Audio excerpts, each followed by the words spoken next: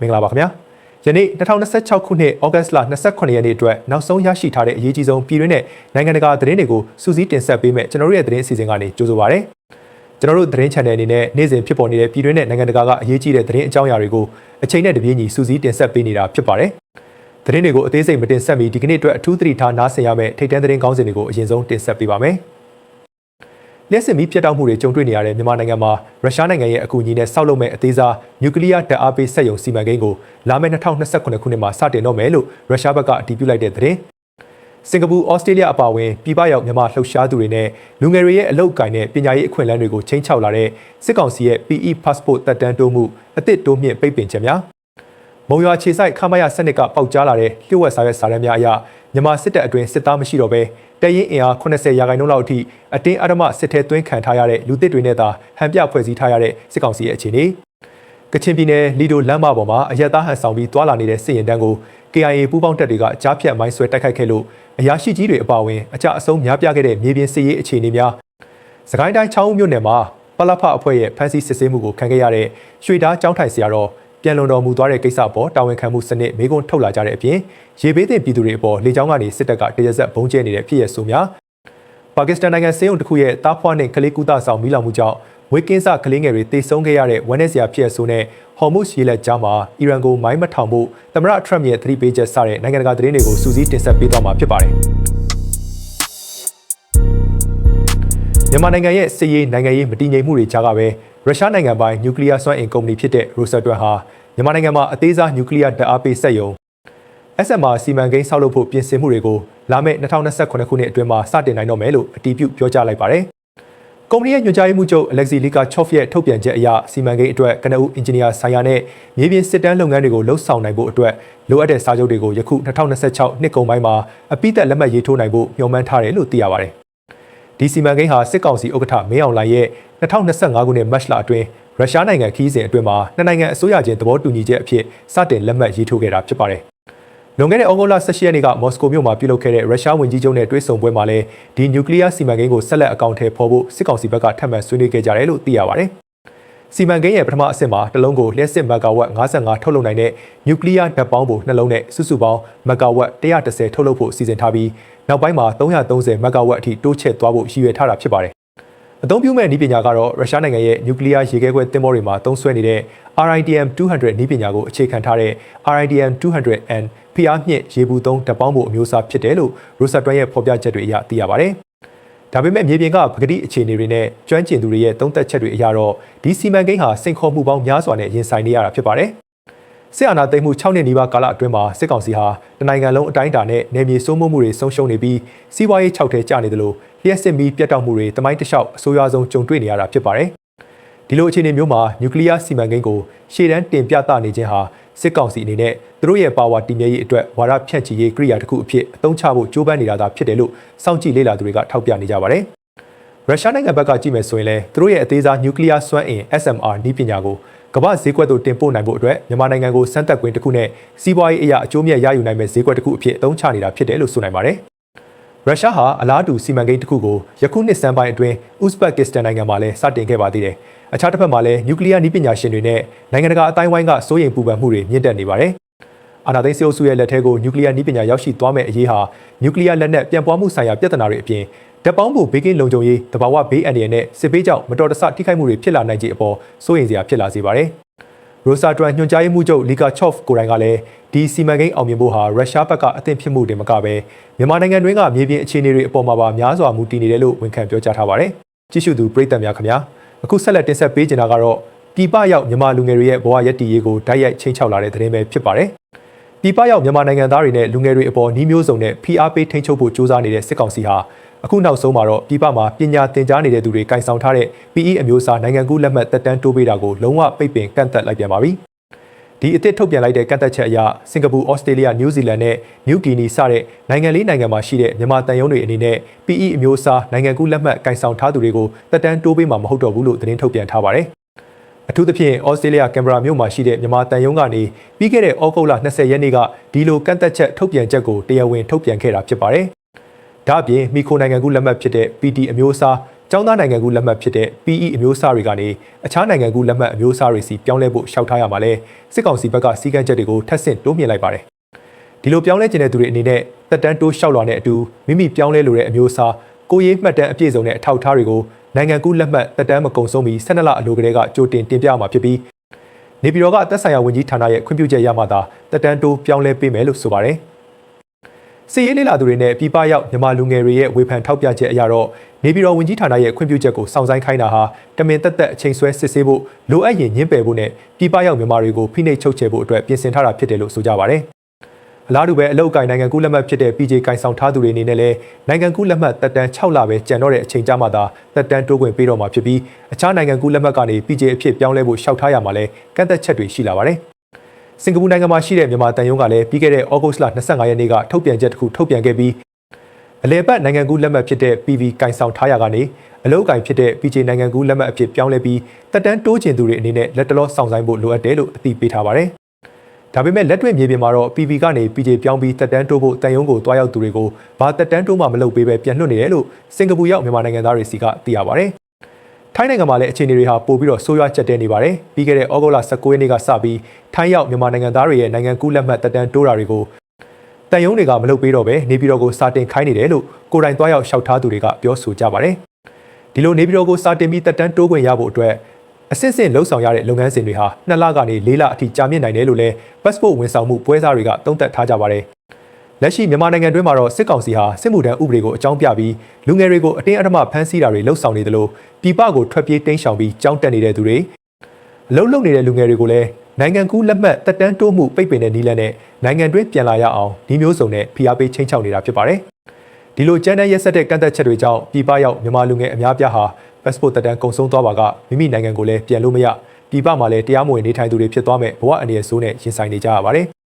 ပြည်ပရောက်မြန်မာလူမှုအဖွဲ့အစည်းတွေနဲ့ဒေသခံအဖွဲ့အစည်းတွေကတော့စစ်ကောင်စီရဲ့ဒီလိုနိုင်ငံကူးလက်မှတ်ကန့်သက်ချုပ်ချယ်ပြီးလူတွေရဲ့လွတ်လပ်စွာသွာလာခွင့်နဲ့အသက်မွေးဝမ်းကျောင်းခွင့်တွေကိုပိတ်ပင်တားဆီးနေတဲ့လုပ်ရက်တွေအပေါ်ပြင်းပြင်းထန်ထန်ကန့်ကွက်ရှုတ်ချနေကြပါတယ်။ပြည်ပရောက်မြန်မာတွေစီကနေဝင်ငွေခွန်တွေကိုအတင်းအဓမ္မကောက်ခံနေတဲ့အပြင်အခုလို passport တက်တန်းတိုးတာတွေကိုအထိရက်ဆက်စွာပိတ်ဆို့တားဆီးလာတဲ့အတွက်ပြည်ပရောက်မြန်မာတွေကြားမှာစိုးရိမ်ပူပန်မှုတွေနဲ့အတူမကျေနပ်မှုတွေဟာအထူးမြင့်တက်လျက်ရှိနေပါတယ်ခင်ဗျာ။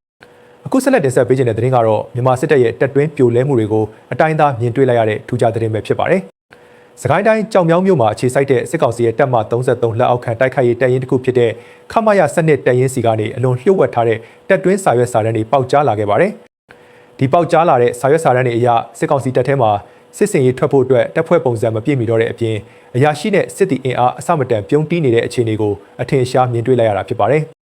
ပုံမှန်အဖြစ်တိုက်ခိုက်ရေးတပ်ရင်းတစ်ခုမှာတက်ခွဲမှုနဲ့တက်စုမှုယာရုတွေအတွက်အရာရှိအနည်းဆုံးအယောက်20လောက်ရှိရမှာဖြစ်ပေမဲ့အခုခမရ12တပ်ရင်းမှာတော့အရာရှိ14ဦးပဲကျန်ပါတော့တယ်။ဒါကြောင့်စစ်စင်ရေးထွက်ဖို့လိုအပ်တဲ့အရာရှိအင်အားဟာထက်ဝက်ကျော်လောက်အထိနှဲပါနေတာဖြစ်ပါတယ်။ဒါအပြင်ຫນွေဦးတော်လိုင်းကာလအတွင်းမှာတပ်ရင်းရဲ့အမြဲတမ်းစစ်တီအင်အားဟာလည်းအတော်လေးကိုလျော့နှဲသွားခဲ့ပါတယ်။တကယ်မြေပြင်မှာစိုးရိမ်စရာအကောင်းဆုံးအချက်ကတော့တပ်ရင်းရဲ့အင်အားတွေက256ဦးဟာပြည်သူ့စစ်မှုထမ်းဥပဒေနဲ့အတင်းအဓမ္မဖမ်းဆီးစုဆောင်းထားတဲ့လူသစ်တွေဖြစ်နေတာပါပဲ။ဆိုလိုတာကတော့တပ်ရင်းတစ်ခုလုံးရဲ့အင်အား80ရာခိုင်နှုန်းလောက်ဟာစစ်ပညာကိုကောင်းကောင်းမွန်မွန်လေ့ကျင့်ထားခြင်းမရှိသေးတဲ့လူသစ်စစ်သားတွေနဲ့ပဲဟန်ပြစစ်ကြောင်းဖွဲ့စည်းထားရတဲ့အခြေအနေဖြစ်ပါတယ်။စစ်တပ်တွင်းသတင်းရင်းမြစ်တစ်ခုကပြောပြချက်အရတော့လက်ရှိစစ်ကောင်စီရဲ့တပ်ရင်းတွေဟာတပ်မပြတ်ရုံတမယ်ပဲရှိပါတော့တယ်။ပုံမှန်ဆိုရင်စစ်စင်ရေးထွက်တဲ့စစ်ကြောင်းတစ်ခုရဲ့ကုကဲမှုအဖွဲ့မှာအရာရှိ10ဦးကနေ12ဦးအထိပါဝင်ရမှာဖြစ်ပေမဲ့အခုတော့အရာရှိ9ဦးတည်းနဲ့ပဲကမန်းကရန်ထွက်နေရပြီးတပ်ရင်းရဲ့တိုက်ခိုက်ရေးအင်အားဟာလုံးဝကိုမပြည့်စုံတော့ဘူးလို့ဆိုပါတယ်။ဒါတွေမကသေးပါဘူးခင်ဗျာတပ်ရင်းတွေထဲမှာအရာရှိအင်အားပြက်လက်မှုကလည်းအလွန်ဆိုးဝါးနေပါတယ်တပ်ရင်းတစ်ခုရဲ့ဖွဲ့စည်းပုံအရဗိုလ်မှူး4ဦးစလုံးဟာပုံမှန်ယာရုတွေအတိုင်းမဟုတ်တော့ပဲယာယီတပ်ရင်းမှုယာယီဒုတိယတပ်ရင်းမှုနဲ့ယာယီတပ်ခွဲမှုတွေဖြစ်အသီးသီးအစားထိုးတာဝန်ယူနေရပါတယ်ဒါကြောင့်အရင်ကဗိုလ်ကြီးအဆင့်တွေသာတာဝန်ယူလေ့ရှိတဲ့အင်အား100ဝန်းကျင်ရှိတဲ့တပ်ခွဲမှုနေရာတွေမှာဗိုလ်မှူးတွေကအောက်ခြေအထိဆင်းပြီးဝင်ရောက်တာဝန်ယူနေရတယ်လို့အောက်ခြေအဆင့်အင်အား30ကိုကုတ်ကဲရတဲ့တပ်စုမှုနေရာတွေမှာလည်းစာတွေ့လက်တွေ့မကျွမ်းကျင်သေးတဲ့ဗိုလ်နဲ့ဒုဗိုလ်အဆင့်အရာရှိငယ်လေးတွေကိုအရေးပေါ်ဖြစ်တင်ထားရပါတယ်။ခမရ12တပ်ရင်းရဲ့စစ်စင်ရေးထွက်တဲ့အင်အားကိုကြည့်မယ်ဆိုရင်လည်းအရာရှိစစ်တီနဲ့လူသစ်အားလုံးပေါင်း150ဦးပဲပါဝင်နိုင်ပါတော့တယ်။ကျန်တဲ့သူတွေကတော့တရားလုံခြုံရေးနဲ့စခန်းတွေမှာပြန့်ကျဲပြီးကင်းဆောင်လှုပ်ရှားနေရတာဖြစ်ပါတယ်။ဒါအပြင်စစ်စင်ရေးအတွင်းမှာပဲအရာရှိ2ဦးစစ်တီ10ဦးနဲ့လူသစ်10ဦးအားလုံးပေါင်း18ဦးကင်းကွာပျောက်ဆုံးသွားခဲ့တဲ့ဖြစ်စဉ်တွေလည်းရှိခဲ့ပါတယ်။လက်ရှိမြန်မာနိုင်ငံမှာစစ်ကောင်စီရဲ့ခြေလျင်ခြေမြန်တိုက်ခိုက်ရေးတပ်ရင်း 904ရင်ထိတရားဝင်ဖွဲ့စည်းထားတယ်လို့စီးရင်တွေအရသိရပေမဲ့တကယ်မြေပြင်တိုက်ခိုက်ရေးအင်အားစုစုပေါင်းဟာနိုင်ငံတစ်ဝန်းလုံးမှာ3သိန်းအောက်အထိလျော့နေကျဆင်းသွားပြီလို့စစ်ရေးလေ့လာသူတွေကသုံးသပ်ကြပါတယ်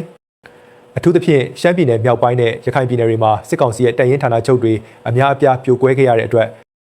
လက်ကျန်တပ်ဖွဲ့ဝင်တွေကိုပြန်လည်တွဲဖက်ပြီးအတင်းစုဖွဲ့နေရတာကြောင့်တနိုင်ငံလုံးအတိုင်းအတာနဲ့စစ်တပ်ရဲ့ဖွဲ့စည်းပုံရန်တရားတစ်ခုလုံးဟာလုံးဝပြည့်ရွံ့နေပြီဖြစ်ကြောင်းပေါက်ကြားလာတဲ့လျှို့ဝှက်အချက်အလက်တွေကသက်သေပြနေပါတယ်ခင်ဗျာကြည့်ရှုသူပရိသတ်များခင်ဗျာအခုဆက်လက်တင်ဆက်ပေးခြင်းတဲ့သတင်းကတော့မြေပြင်စစ်ရေးအခြေအနေတွေအလွန်တင်းမာနေတဲ့ကချင်ပြည်နယ်တွင်းကထူးခြားတဲ့စစ်ရေးသတင်းတွေပဲဖြစ်ပါတယ်ကချင်ပြည်နယ်ရဲ့အဓိကလမ်းမကြီးတစ်ခုဖြစ်တဲ့လီဒိုလမ်းမပေါ်မှာဩဂုတ်လ25ရက်နေ့မနက်ပိုင်းကစစ်ကောင်စီရဲ့ထောက်ပံ့ရေးရင်တန်းတစ်ခုကို KIA ပူးပေါင်းတပ်တွေကအောင်မြင်ကြားဖြတ်မိုင်းဆွဲတိုက်ခိုက်ခဲ့ပါတယ်ဒီရင်တန်းဟာကချင်ပြည်နယ်မြစ်ကြီးနားမြို့ကနေထွက်ခွာလာတဲ့စစ်ကောင်စီရဲ့ထောက်ပံ့ရေးစစ်ရင်တန်းဖြစ်ပြီးစစ်ဆေးမှုတွေနဲ့တိုက်ခိုက်မှုတွေကိုရှောင်ရှားနိုင်ဖို့အရက်သားသုံးမော်တော်ယာဉ်တွေနဲ့အယောင်ဆောင်ပြီးတွာလာနေတာဖြစ်ပါတယ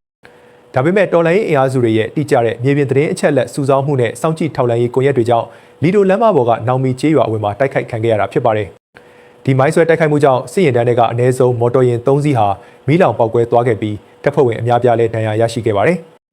ဒါတွေမကသေးပဲမိုင်းဆွဲခံရပြီးနောက်ကားပေါ်ကနေအရေးပေါ်ဆင်းပြီးထွက်ပြေးဖို့ကြိုးစားတဲ့စစ်ကောင်စီစစ်သားတွေကို KIA ပူးပေါင်းတပ်တွေကထပ်မံပိတ်ဆို့ပြီးတပ်နက်တွေနဲ့ဒရဇက်ပစ်ခတ်တိုက်ခိုက်ခဲ့တာဖြစ်ပါတယ်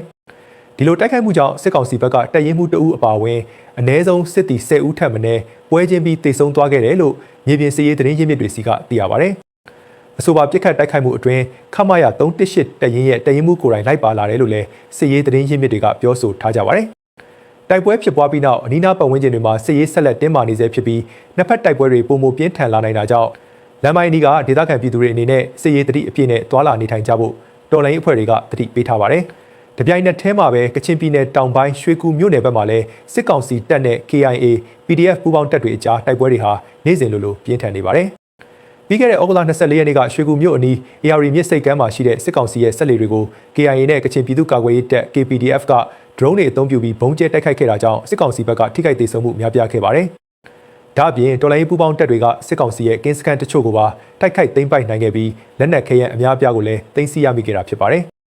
ဒီလိုမြေပြင်စစ်ပွဲတွေမှာဆုံးရှုံးမှုတွေနဲ့ရင်ဆိုင်နေရတဲ့စစ်ကောင်စီတပ်ဟာမြို့ရင်းကနေအနီးနားကကြေးရွာတွေစီကိုလက်နက်ကြီးတွေနဲ့ရန်တမ်းပစ်ခတ်တုံ့ပြန်ခဲ့ပါတယ်အထူးသဖြင့်ဩဂုတ်လ23ရက်နေ့ကရွှေကူမြို့အနီးကကျွန်းတော်ကျေးရွာတွေကိုစစ်ကောင်စီဘက်ကပစ်ခတ်လိုက်တဲ့လက်နက်ကြီးကြီးကြားရောက်ပေါက်ကွဲခဲ့တာကြောင့်ကလေးငယ်တအုပ်အပါအဝင်အပြစ်မဲ့အရက်သား4ဦးထပ်မံသေဆုံးခဲ့ရပါတယ်။ဒါတွေမကသေးပဲစစ်ကောင်စီတပ်ဟာဩဂုတ်လ24ရက်နေ့ကနေ25ရက်နေ့အထိရွှေကူမြို့ပတ်ပတ်လည်ကို4ရက်ဆက်တိုက်လေကြောင်းကနေဘုံကျဲတိုက်ခိုက်မှုတွေပြုလုပ်ခဲ့ပြီးအရက်သားပြည်သူတွေကိုပြစ်မှတ်ထားဖိနှိပ်နေဆဲဖြစ်ပါတယ်။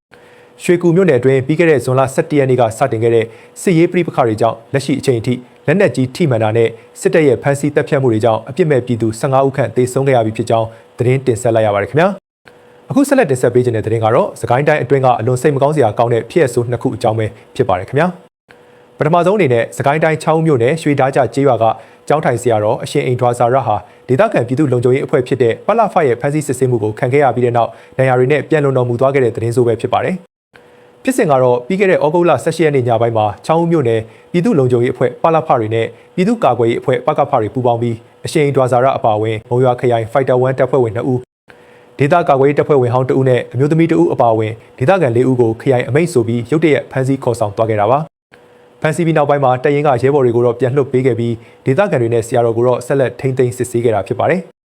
ကာကွယ်ရေးအဖွဲ့တွေဘက်ကစစ်ဆေးတဲ့အခါမှာဆရာတော်နဲ့ဒေသခံတွေစီမှာဘာပြစ်မှုမှတ်တမ်းမှရှာမတွေ့ခဲ့ပါဘူးဒါကြောင့်ပြန်လွှတ်ပေးဖို့လှုံ့ဆော်ခဲ့ပေမဲ့ပြည်သူ့လုံခြုံရေးအဖွဲ့ပလဖဘက်ကဆက်လက်စစ်ဆေးဖို့ဆိုပြီးဆရာတော်တို့ကိုလွှဲပြောင်းယူခဲ့ပါတယ်ဒီလိုလွှဲပြောင်းယူပြီးနောက်ဩဂုတ်လ24ရက်နေ့ညနေပိုင်းမှာတော့ဆရာတော်ဟာဖမ်းဆီးခံထားရစဉ်အတွင်းရရှိခဲ့တဲ့ဒဏ်ရာတွေနဲ့အတူပြန်လွန်တော်မူသွားခဲ့ရတာဖြစ်ပါတယ်ပလဖအဖွဲ့ဟာနောက်တနေ့မှာဆရာတော်ရဲ့ရုပ်ကလပ်ကိုလာရောက်ယူဆောင်ဖို့အကြောင်းကြားခဲ့တာကြောင့်ဒေသခံတွေကတွားရောက်ယူဆောင်ပြီးတင်းကြိုခဲ့ကြပါတယ်ဒါတွေမကသေးပါဘူးခင်ဗျာဆရာတော်ပြန်လွန်တော်မူတဲ့ဩဂုတ်လ24ရက်နေ့မှာပဲနောက်ထပ်ဒေသခံ3ဦးကိုလည်းထပ်မံဖမ်းဆီးသွားခဲ့ပါသေးတယ်။လက်ရှိအချိန်ထိအမျိုးသမီး2ဦးအပါအဝင်ဖမ်းဆီးခံထားရဆဲဖြစ်တဲ့ဒေသခံ9ဦးဟာမိသားစုတွေနဲ့လုံးဝအဆက်အသွယ်မရဘဲပျောက်ဆုံးနေတာကြောင့်သူတို့ရဲ့အသက်အန္တရာယ်အတွက်အထူးစိုးရိမ်နေကြရပါတယ်။ဒီဖြစ်ရပ်ပေါ်ဒေသခံတွေကတာဝန်ခံမှုစနစ်နဲ့ပတ်သက်ပြီးပြင်းပြင်းထန်ထန်မေးခွန်းထုတ်လာကြပေမဲ့မြို့နယ်ပလဖတာဝန်ရှိသူတွေဘက်ကတော့တစုံတရာဖြေရှင်းပြောကြားခြင်းမရှိသေးပါဘူး။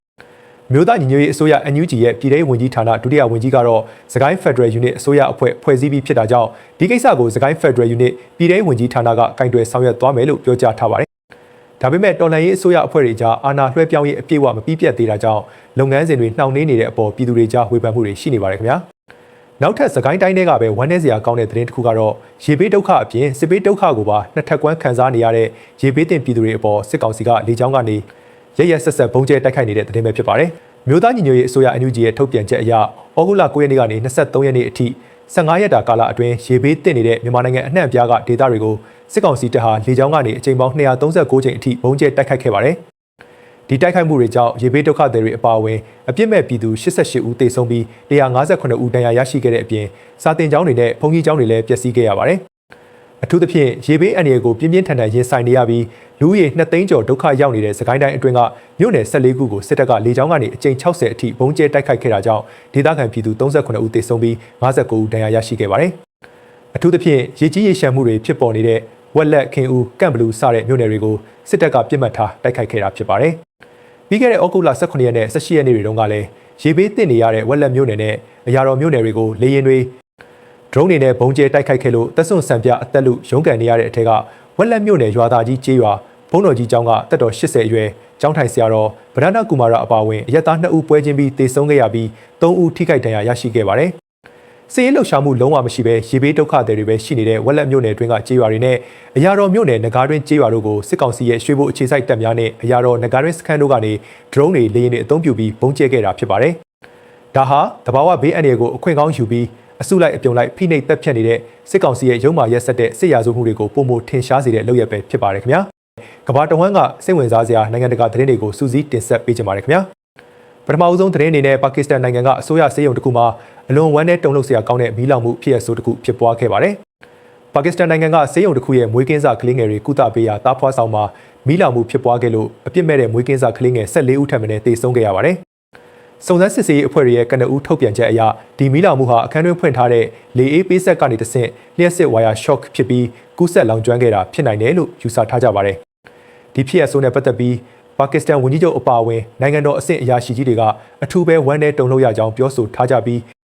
းအခုလိုမဖြစ်တင်တာတွေဖြစ်ခဲ့ရတဲ့အပေါ်ဘေးကင်းလုံခြုံရေးပေါ်ဆခဲ့သူတွေကိုဖော်ထုတ်ပြီးထိထိရောက်ရောက်အရေးယူနိုင်ဖို့အတွက်အသေးစိတ်စုံစမ်းစစ်ဆေးမှုတွေပြုလုပ်သွားမယ်လို့ကတိပြုပြောကြားထားပါတယ်။အမှန်တော့ပါကစ္စတန်နိုင်ငံမှာအခုလိုကုန်တိုက်တွေစက်ရုံတွေနဲ့အစိုးရအဆောက်အဦတွေမှာမီးဘေးလုံခြုံရေးစံနှုန်းတွေအားနည်းလွန်းတာကြောင့်အခုလိုလူသေဆုံးမှုများပြားတဲ့မီးလောင်မှုတွေဟာမကြာခဏဆိုသလိုကြုံတွေ့နေရတာဖြစ်ပါတယ်။ဒီချိန်မှာတော့ကာကွယ်ရခက်တဲ့မွေးကင်းစကလေးငယ်တွေအပေါ်တက်ရောက်သွားခဲ့တဲ့အတွက်တေဆုံးသွားတဲ့ကလေးငယ်တွေရဲ့မိသားစုတွေနဲ့အတူတနိုင်ငံလုံးကပြည်သူတွေဟာလည်းပြင်းပြင်းထန်ထန်ပူဆွေးဝမ်းနည်းနေကြရပါတယ်။နောက်ထပ်စိတ်ဝင်စားစရာကမ္ဘာသတင်းတစ်ခုကတော့အရှေ့အလယ်ပိုင်းဒေသကတင်းမာမှုတွေပဲဖြစ်ပါတယ်။အစ္စရေးဝန်ကြီးချုပ်ဘင်ဂျမင်နေတန်ယာဟုကအီရန်နိုင်ငံဟာသူ့ရဲ့သားဖြစ်သူတူကိုလှုပ်ကြံတပ်ဖြတ်ဖို့ကြိုးစားခဲ့တယ်လို့ပြင်းပြင်းထန်ထန်ဆွဆွဲပြောဆိုလိုက်ပါတယ်။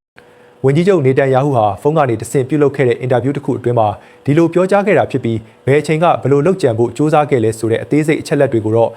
့မြို့သားလုံခြုံရေးအရထည့်သွင်းပြောကြားခြင်းမရှိပါဘူး။လက်ရှိအစ္စရေးနိုင်ငံတွင်းမှာဝန်ကြီးချုပ်ရဲ့မိသားစုဝင်တွေနဲ့နိုင်ငံရေးမဟာမိတ်တွေအပေါ်နိုင်ငံတော်ဘတ်ဂျက်အလွန်အမင်းသုံးပြီးလုံခြုံရေးတိုးမြင့်ချထားပေးတဲ့ကိစ္စနဲ့ပတ်သက်လို့ပြည်သူတွေကြားမှာဝေဖန်မှုတွေပြင်းထန်နေချိန်လည်းဖြစ်ပါတယ်။ဝန်ကြီးချုပ်နေတန်ယာဟုကတော့သူ့ရဲ့မိသားစုဝင်တွေဟာအခုလိုပြည်ပနိုင်ငံတွေရဲ့ချင်းချောက်မှုတွေကိုတိုက်ရိုက်ရင်ဆိုင်နေရတာကြောင့်တင်းကျပ်တဲ့လုံခြုံရေးအကာအကွယ်တွေပေးထားဖို့မလွဲမရှောင်သာလိုအပ်တယ်ဆိုတာကိုသက်သေပြဖို့အတွက်ဒီချက်ကိုထုတ်ဖော်ပြောဆိုခဲ့တာဖြစ်တယ်လို့လေ့လာသူတွေကသုံးသပ်ထားကြပါတယ်။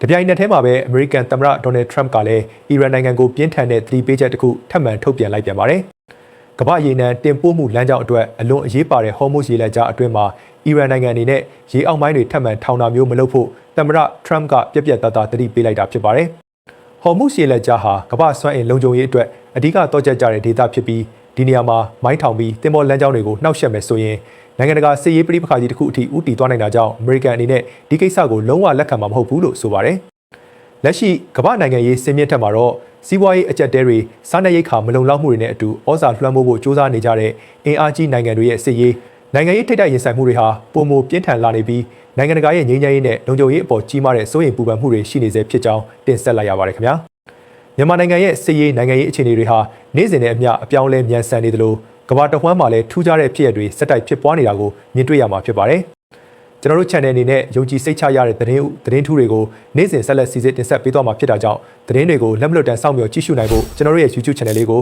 subscribe လုပ်ထားပေးကြဖို့တောင်းဆိုချင်ပါတယ်ခင်ဗျာ။စိတ်ဝင်စားတဲ့အချိန်ပေးကြည့်ရှုအားပေးခဲ့ကြတဲ့တူတယောက်ချင်းစီကိုအထူးပဲကျေးဇူးတင်ရှိပါတယ်ခင်ဗျာ။ အားလုံးပဲဘေးကင်းလုံခြုံတဲ့နေ့ရက်လေးကိုပိုင်ဆိုင်နိုင်ကြပါစေခင်ဗျာ